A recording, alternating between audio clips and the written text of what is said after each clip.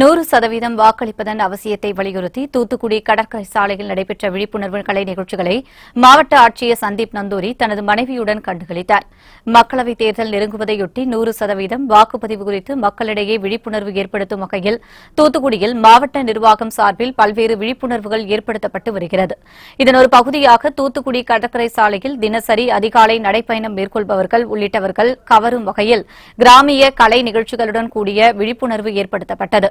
கோலப்போட்டி, skating, வாக்குப்பதிவு இயந்திரம், photo booth, வாக்குச்சீட்டு ஒப்புகை குறித்தான விழிப்புணர்வு நிகழ்ச்சி, பொய்க்கால் குதிரை உள்ளிட்ட கலை நிகழ்ச்சிகளுடன் களை கட்டியது.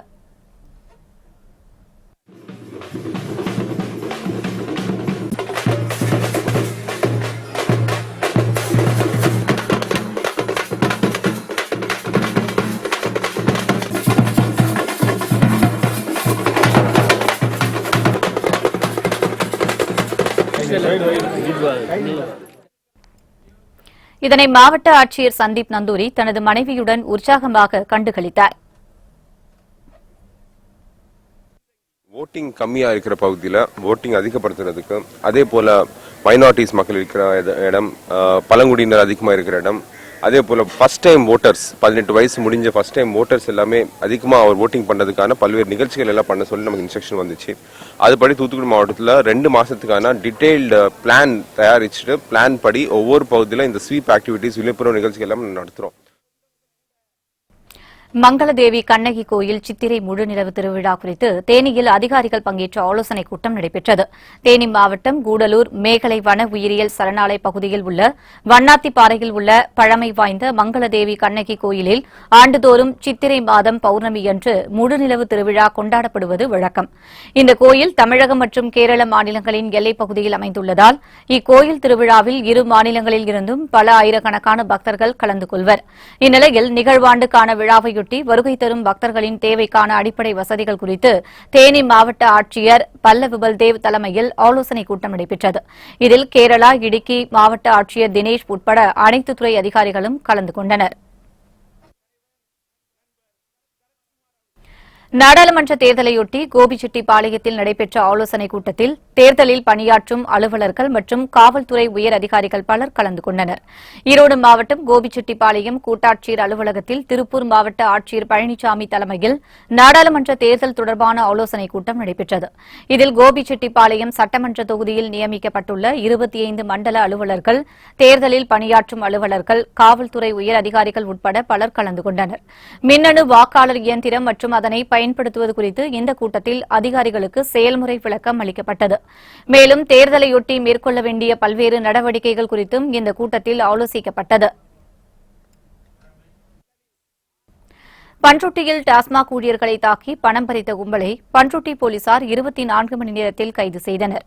கடலூர் மாவட்டம் பண்ருட்டி அருகே பணப்பாக்கம் ரோட்டில் டாஸ்மாக் ஊழியர்கள் ஆனந்த முருகன் மற்றும் அவரது உறவினர் குழந்தைவேல் ஆகிய இருவரையும் வழிமறித்த மர்ம கும்பல் இருவரையும் கத்தியால் தாக்கி பணம் மற்றும் செல்போன்களை பறித்து சென்றனர். இது தொடர்பாக வந்த புகாரின் பேரில் வழக்கு பதிந்த பண்ருட்டி போலீசார் தனிப்படை அமைத்து மர்ம கும்பலை தேடி வந்தனர். இந்நிலையில் பண்ருட்டி இணைப்பு சாலையில் ஆய்வாளர் சண்முகம் தலைமையில் போலீசார் வாகன சோதனையில் ஈடுபட்டனர். அப்போது அந்த வழியாக பைக்கில் வந்த 4 இளைஞர்களை பிடித்து விசாரணை நடத்தினர். அதில் அவர்கள் முன்னுக்கு பின் முரணாக பதிலளித்ததால் சந்தேகமடைந்த போலீசார் அவர்களிடம் விசாரணையை தீவிரப்படுத்தினர். விசாரணையில் 4 பேரும் வழிப்பறியில் ஈடுபட்டது தெரியவந்தது. இதனையடுத்து பாலமுருகன், பாலா, புருஷோத்தமன், பாலமுருகன் ஆகிய 4 பேரையும் கைது செய்த போலீசார் அவர்களிடமிருந்து ஒரு மோட்டார் சைக்கிள், 3 பட்டா கத்தி, செல்போன் மற்றும் 2000 ரூபாய் பணம் உள்ளிட்டவற்றை பறிமுதல் செய்தனர். கொள்ளையடிக்கப்பட்ட 24 மணி நேரத்தில் கொள்ளையர்களை அதிரடியாக கைது செய்த காவல் ஆய்வாளர் சண்முகம் தலைமையிலான தனிப்படை போலீசாரை பண்ருட்டி டிஎஸ்பி நாகராஜன் பாராட்டினார். கடலூரில் தேர்தல் பிரச்சார பணிகளுக்கு அனுமதி பெறுவதற்கு சுவிதா என்ற புதிய செயலியை மாவட்ட ஆட்சியர் அன்புச்செல்வன் அறிமுகப்படுத்தினார். கடலூர் மாவட்ட ஆட்சியர் அலுவலகத்தில் ஆட்சியர் அன்புச்செல்வன் தலைமையில் அனைத்துக் கட்சி கூட்டம் நடைபெற்றது. நாடாளுமன்ற தேர்தலையொட்டி நடத்தப்பட்ட இந்த கூட்டத்தில் பல்வேறு தேர்தல் விதிமுறைகள் குறித்து அனைத்து கட்சியினருடன் இணைந்து ஆலோசிக்கப்பட்டது. அப்போது தேர்தலையொட்டி மேற்கொள்ளப்படவுள்ள பிரச்சாரம் மற்றும் அவற்றிற்கு பயன்படுத்தப்படும் வாகன ஒலிபெருக்கி, விளம்பரம் உள்ளிட்டவைகளுக்கு அனுமதி பெறுவதற்கான வழியை எளிமையாக்குவதற்கு சுவிதா என்ற புதிய செயலியை மாவட்ட ஆட்சியர் அன்புச்செல்வன் அறிமுகப்படுத்தினார். இதன் மூலம் அனுமதி கடிதம் பெறுவதற்கு செலவிடப்படும் நேரம் மிச்சப்படுத்தப்படும் என ஆட்சியர் அன்புச்செல்வன் தெரிவித்தார். செங்கம் அருகே தனியார் கல்லூரி மாணவர்கள் 300 பேருக்கு பணி நியமன ஆணை வழங்கப்பட்டது. திருவண்ணாமலை மாவட்டம் செங்கம் அருகே உள்ள தனியார் கல்லூரியில் 3ஆம் ஆண்டு பயிலும் 392 மாணவர்களுக்கு பணி நியமன ஆணை வழங்கும் நிகழ்ச்சி நடைபெற்றது. கல்லூரி தாளாளர் வெங்கடாஜலபதி தலைமையில் நடைபெற்ற இந்த நிகழ்ச்சியில் காவலர் பயிற்சி பள்ளி முதல்வர் ராமகிருஷ்ணன் சிறப்பு அழைப்பாளராக கலந்து கொண்டு மாணவிகளுக்கு பணி நியமன ஆணைகளை வழங்கினார். தொடர்ந்து பல்வேறு பாடப்பிரிவுகளில் சிறந்து விளங்கிய மாணவர்களுக்கு ரொக்க பரிசு மற்றும் சான்றிதழ் வழங்கப்பட்டது. செங்கம் அருகே மஞ்சள் நோய் தாக்குதலால் வாழை விவசாயம் பாதிக்கப்பட்டுள்ளதால் விவசாயிகள் கவலையடைந்துள்ளனர். திருவண்ணாமலை மாவட்டம் செங்கம் சுற்றுவட்டார பகுதிகளில் கற்பூரவள்ளி வாழைகள் அதிக அளவில் சாகுபடி செய்யப்பட்டுள்ளன. இந்நிலையில் கடந்த சில மாதங்களாகவே இப்பகுதியில் உள்ள வாழைகளில் மஞ்சள் நோய் தாக்கி வருகிறது. பிளாஸ்டிக் தடையால் வாழை இலைகளுக்கு தற்போது நல்ல கிராக்கி ஏற்பட்டுள்ள நிலையில் மஞ்சள் நோய் தாக்குதலால் வாழை விவசாயம் கடுமையாக பாதிக்கப்பட்டுள்ளதாக வேதனை தெரிவிக்கும் விவசாயிகள் தோட்டக்கலைத்துறை அதிகாரிகள் உரிய ஆய்வு நடத்தி நோயை கட்டுப்படுத்துவதற்கான மருந்தை அளிக்க வேண்டும் என கோரிக்கை விடுத்துள்ளனர். வரும் என்றதுக்காக இந்த 12 மாசம் 13 மாசம் 14 மாசம் வரைக்கும் பாடுபட்டு கூட ஒரு தார் கூட வரல. வந்த தார் கூட இப்படி வாங்குது, அது காயும் முத்தலை. இந்த அதிகாரிங்க வந்து பார்க்குறாங்க, பார்த்துட்டு ஒரு மருந்து சொல்லிட்டு போகிறாங்க. அந்த மருந்து வாங்கி போடுறோம், கடை வாங்கி அந்த மருந்து வாங்கி போடுறோம். அந்த மருந்து ஒன்றும் வேலை கொடுக்கல. நோன்றாங்க, சரு நோன்றாங்க, அது மரத்துலேருந்து பூச்சி வருது, அந்த பூச்சிக்கு மருந்து அடிங்கன்றாங்க. அந்த மருந்து கூட 3 டைம் அடிச்சாச்சு, எல்லா நோயும் அடிச்சாச்சு, ஒன்றுமே புரியல. கொடைக்கானலில் போலி லாட்டரி சீட்டு விற்பனையை தடுக்க வேண்டும் என பொதுமக்கள் கோரிக்கை விடுத்துள்ளனர். திண்டுக்கல் மாவட்டம் கொடைக்கானல் முக்கிய சுற்றுலா தலமாக இருந்து வருகிறது. இங்கு தடை செய்யப்பட்ட போலி லாட்டரி சீட்டு விற்பனை நடைபெறுவதாக பொதுமக்கள் குற்றம் சாட்டினர். மேலும் மயில், குயில் என்று துண்டு சீட்டுகளை வைத்து 100 ரூபாய் முதல் பல லட்சம் ரூபாய் வரை விற்பனை செய்து பொதுமக்களை ஏமாற்றுவதாகவும் அவர்கள் குற்றம் சாட்டியுள்ளனர். பொதுமக்களை ஏமாற்றி பணம் பறிக்கும் கும்பல் மீது காவல்துறை நடவடிக்கை எடுக்க வேண்டும் என பொதுமக்கள் கோரிக்கை விடுத்துள்ளனர். பல்லடம் அருகே விவசாய தோட்டத்தில் இருந்து தென்னை, தேக்கு, வாழை மரங்களை மர்மநபர்கள் வெட்டி சாய்த்த சம்பவம் பெரும் பரபரப்பை ஏற்படுத்தியுள்ளது. திருப்பூர் மாவட்டம் பல்லடம் அருகே சுக்கம்பாளையம் ஊராட்சிக்கு உட்பட்ட ஊத்துக்குளி கிராமத்தைச் சேர்ந்த விவசாயி சுப்பிரமணியம். இவர் தனக்கு சொந்தமான 2.5 ஏக்கர் நிலத்தில் வாழை, தென்னை, தேக்கு உள்ளிட்ட பல வகையான மரங்களை வளர்த்து வந்தார். இந்நிலையில் யாரும் இல்லாத சமயத்தில் சுப்பிரமணியனின் தோட்டத்திற்குள் நுழைந்த மர்ம கும்பல் அங்கிருந்த மரங்களை வெட்டி சாய்த்துவிட்டு சென்றுள்ளனர்.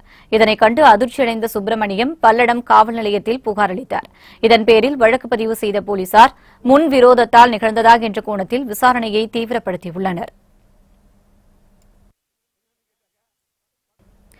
தஞ்சை மறைமாவட்ட அன்பிய மாநாட்டையொட்டி வேளாங்கண்ணியில் நடைபெற்ற மாபெரும் பேரணியில் பல்வேறு மாவட்டங்களைச் சேர்ந்த கத்தோலிக்க அருட்தந்தையர்கள் மற்றும் அருட் சகோதரிகள் 1000க்கும் மேற்பட்டோர் பங்கேற்றனர். நாகை மாவட்டம் வேளாங்கண்ணியில் தஞ்சை மறைமாவட்ட அன்பிய மாநாடு தொடங்கியது. இந்த மாநாட்டினை தஞ்சை மறைமாவட்ட ஆயர் மேதகு தேவதாஸ் அம்ரோஸ் குத்துவிளக்கேற்றி துவக்கி வைத்தார். தொடர்ந்து 3 நாட்கள் நடைபெறும் இந்த மாநாட்டில் தஞ்சை, நாகை, திருவாரூர், புதுக்கோட்டை உள்ளிட்ட பல்வேறு மாவட்டங்களைச் சேர்ந்த கத்தோலிக்க அருட்தந்தையர்கள் மற்றும் அருட் சகோதரிகள் உள்ளிட்ட 1000க்கும் மேற்பட்டோர் பங்கேற்றுள்ளனர். இந்நிலையில் மாநாட்டின் ஒரு பகுதியாக மாபெரும் அன்பிய பேரணி நடைபெற்றது. இதில் பங்கேற்ற 1000க்கும் மேற்பட்டோர் கைகளில் விழிப்புணர்வு பதாகைகளை சுமந்தபடி ஊர்வலமாக வந்தனர். ஒரு சிறிய இடைவேளைக்கு பிறகு மாவட்ட முரசு தொடரும்.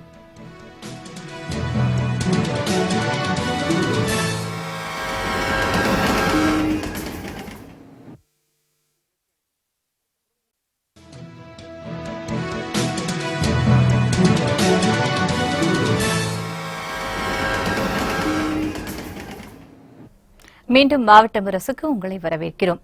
ஓமலூரில் நடைபெற்ற சந்தனக்கூடு ஊர்வலத்தில் ஆயிரக்கணக்கான இஸ்லாமியர்கள் கலந்து கொண்டனர். சேலம் மாவட்டம் ஓமலூரில் உள்ள தர்காவில் சந்தனக்கூடு ஊர்வலம் வெகு சிறப்பாக நடைபெற்றது. இதனையொட்டி மின் விளக்குகளால் அலங்கரிக்கப்பட்ட சந்தனக்கூடு நகரின் முக்கிய வீதிகளின் வழியாக ஊர்வலமாக எடுத்து வரப்பட்டது. மத நல்லிணக்கத்தை வலியுறுத்தும் விதமாக நடத்தப்பட்ட இந்த ஊர்வலத்தில் ஜாதி மத பேதமின்றி அனைத்து தரப்பு மக்களும் கலந்து கொண்டு இறைவனை வணங்கி சென்றனர். வண்ணமிகு வான வேடிக்கைகளுடன் களை கட்டிய இந்த ஊர்வலத்தில் வாத்திய இசைக்கேற்ப குதிரைகள் நடனமாடிய விதம் கான்பூரை வெகுவாக கவர்ந்தது. தொடர்ந்து இளைஞர்களிடம் பல்வேறு சாகச நிகழ்ச்சிகளும் நடைபெற்றன. இதனை ஊர்வலத்தில் பங்கேற்ற ஆயிரக்கணக்கான இஸ்லாமியர்கள் உற்சாகத்துடன் கண்டு மகிழ்ந்தனர்.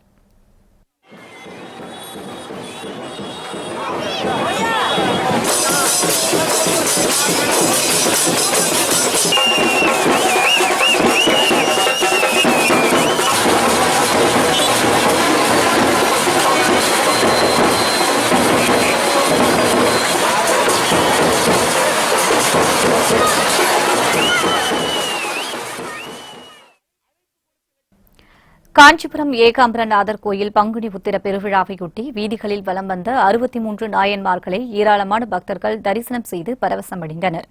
காஞ்சிபுரம் மாவட்டத்தில் பிரசித்தி பெற்ற ஏகாம்பரநாதர் கோயில் அமைந்துள்ளது. இக்கோயிலில் பங்குனி உத்திர திருவிழா கொடியேற்றத்துடன் தொடங்கி நடைபெற்று வருகிறது. இந்நிலையில்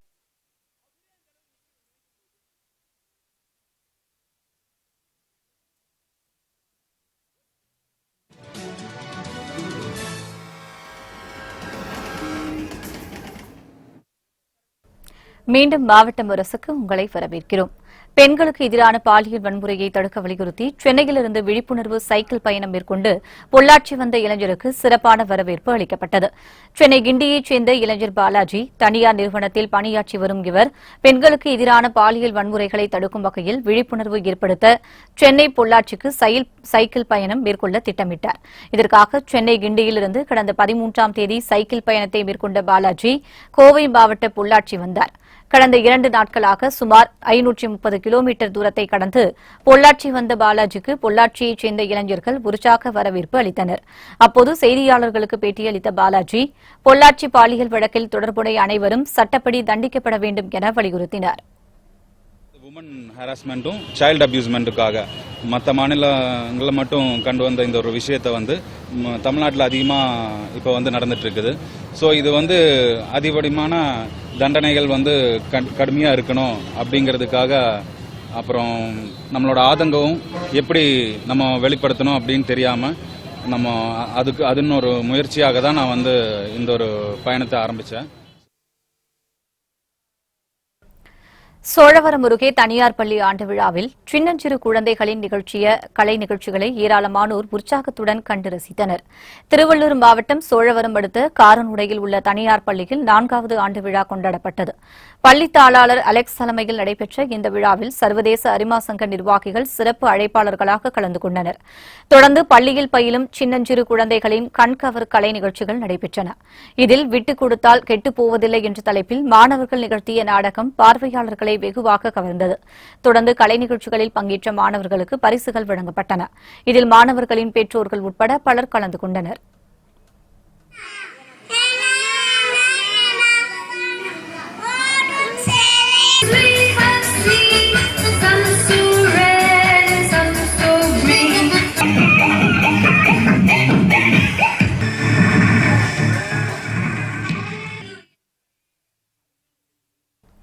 திருவட்டாறு தனியார் பள்ளியில் நடைபெற்ற உயர்கல்வி விழிப்புணர்வு முகாமில் ஏராளமான பள்ளி மாணவர்கள் பங்கேற்றனர். கன்னியாகுமரி மாவட்டம் திருவட்டாறு தனியார் பள்ளியில் உயர்கல்வி விழிப்புணர்வு முகாம் நடைபெற்றது. இதில் உலக அளவில் சிறந்த 50 பல்கலைக்கழகங்கள் பங்கேற்றன. பள்ளி மாணவ மாணவிகளுக்கு உயர்கல்வியை தேர்ந்தெடுக்க விழிப்புணர்வு ஏற்படுத்தும் வகையில் இந்த முகாம் நடைபெற்றன. மேலும் ஏழை எளிய மாணவர்கள் உயர்கல்விக்காக வங்கிக் கடன் வழங்கவும் ஏற்பாடு செய்யப்பட்டிருந்தது. இந்த முகாமில் ஏராளமான பள்ளி மாணவ மாணவிகள் கலந்து கொண்டனர். அவங்க எந்த படிப்பு படிக்கணும்னு ஃபிக்ஸ் இல்லாமல் இருந்தாங்க. இப்போ அவங்க எங்கள் பிள்ளைங்க இந்த காலேஜில் இந்த கோர்சஸ் எல்லாம் படிக்க கொடுக்க போகிறேன். அப்போ அவங்க இந்த வேலையெல்லாம் அவங்களுக்கு கிடைக்கும்.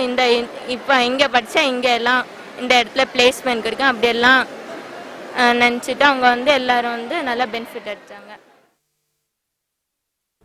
மாவட்ட முரசு செய்திகள் இத்துடன் நிறைவடைந்தது. புத்தம் புதிய செய்திகளை உடனுக்குடன் தெரிந்து கொள்ள இணைந்திருங்கள் மாலை முரசு தொலைக்காட்சியுடன். வணக்கம்.